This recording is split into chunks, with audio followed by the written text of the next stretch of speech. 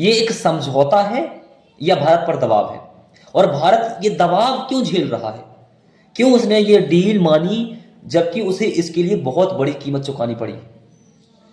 क्यों किसानों के साथ सौदा किया गया? मोदी जी जो हमेशा किसानों की बात करते हैं, इस डील में किसानों को ही खा गए। अमेरिका के जो कृषि वाले सामान हैं उन पे उन्होंने 0% टैरिफ लगाया। तो जब अपन पे 18 से 25% का टैरिफ लगा हुआ है भारतीय सामानों पे, तो अपन क्यों 0% ले रहे हैं? और दूसरा, आप बोलते हैं आत्मनिर्भर भारत, मेक इन इंडिया। तो ये कौन सा मेक इन इंडिया होगा कि किसानों का सामान अमेरिका से आएगा, अमेरिका का दूध हम पिए, अमेरिका के अनाज हम खाएं? कि अब देश जो एक हम दूसरे को बेचते थे, अब हम खरीदें और हमारा सामान फिर कहां जाएगा? किसानों का क्या हाल होगा? भारत की मेरे हिसाब से आधी से ज्यादा जनसंख्या किसानी पर आधारित है, कृषि पर आधारित है। उनका क्या होगा?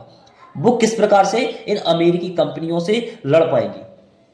किस प्रकार से उनका मुकाबला कर पाएंगी कीमतों में और अन्य चीजों में? आपने केवल अपना एक राज छिपाने के लिए, एक मामला छिपाने के लिए ये डील किसी भी हालत पे पाली, किसी भी कीमत चुकाने पे पाली, चाहे उसके लिए आपको किसानों को बेचना पड़ा हो, इस देश के सम्मान को बेचना पड़ा हो, लेकिन आपने बेचा। आपको बस चाहिए था कि मेरा नाम हो जाए, कि मैंने अमेरिका को डरा लिया और मीडिया ये हवा बना देगी कि अमेरिका डर गया। तो ये कौन सी डील हुई? आप इस बात को समझिए। आप मोदी जी केवल अपना, मेरे हिसाब से एक तो जो वो F-16 फाइल करके कुछ है, उसका जो मामला है वो छिपाना चाहते हैं। दूसरा, जो ये अमेरिका ने जो टैरिफ बढ़ाया है, तो ये दिखाना चाहते हैं कि मेरी बात मान ली गई है। किस कीमत पे बात मान ली गई ये भी बताइए ना आप, कि आप अपनी इज्जत नीलाम करके आए हैं, देश के किसानों को बेच के आए हैं, देश की आत्मा को बेच के आए हैं। किसान इस देश की आत्मा है, उन्हें आप बेच के आ गए। आपने अमेरिका के लिए इस देश के जो दरवाजे हैं, उसके बाजार के दरवाजे खोल दिए।